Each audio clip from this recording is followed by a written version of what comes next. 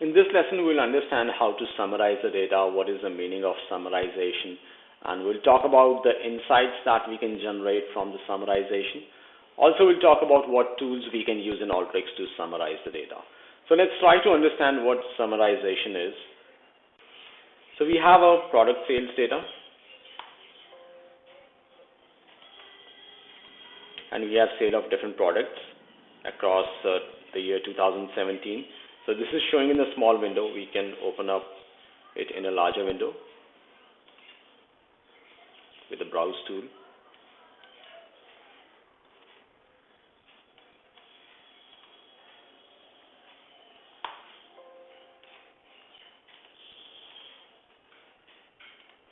So what we want to do is we can see that different products are being sold, like apparels, food items, baby products. So there are different business units. There is some business unit which is across the baby products. There is a business unit across electronics which sells air conditioners and grinder.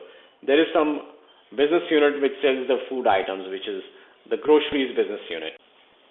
So as an analyst, if you want to understand that what is the total sales made across each business unit, or essentially what is the total sales made across each product, what you would like to do is you would like to take up the distinct products.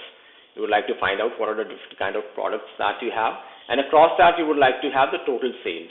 So you can see there are certain observations which are populating time and again. So food items are being sold multiple number of times. We would really want the food items to show up as once, and we'd like to take sum of sales variables. So this is what we call as summarization or grouping of a data. So the grouping variable would be the product. We want to group by product, and we want to take sum of sales. So this variable for which we want to group, that is called grouping variable, and the variable for which we want to take sum, or we can also take minimum or maximum, or we can also take averages, that variable is called aggregation variable. So sales variable is the aggregation variable, and product variable is the grouping variable. We can also understand that what is the average discount that we have given on each of the product. So on food items, across multiple transactions, there can be different discount. So at times we might have given 1% discount, at times we might have given 2% discount. So we can take average of discount, and we can take sum of sales across products. The function that we will use in Alteryx is, under the transform ribbon, you would find a tool which is summarize. We'll connect it to the summarize function. In the configuration window in the top, it gives us the product. It gives us the date of sale, it gives us the order number, it gives us all the variables, and here we can select the variable. So we can click on the variable which we want to group it by. So let's say for product we want to group it by product. Click on add and add it as a group by variable. Similarly, we want to see the sum of sales, so add sales as a sum variable.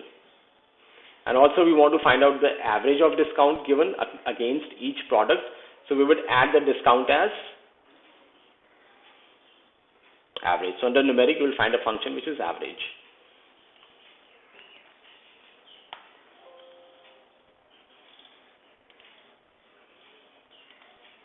So here you can see the output. There are only 6 records, which are 6 distinct products: air conditioner, apparels, baby products, desktop, laptop, food items, and grinder. And you can see the sum of sales for the air conditioner is $49,750, and the average discount that we have given on air conditioners is 2.9%. So it shows the red comment box here. If you bring your cursor here, it says the display value was rounded off to 6 decimal places for clarity. You can also add 2 levels of group by in case you want to group it by quantity as well as product. You can select on quantity and add it as group by, and you can change the position of it and run it. Now here you get the records at 2 distinct levels. One is product, another one is quantity. When the product is air conditioner and the quantity is 1, what is the sales? When the product is air conditioner, the quantity is 2, what is the sales and average of discount? So you get 30 records because there are 6 distinct products and 5 distinct levels of quantity. So 6 into 5 is 30.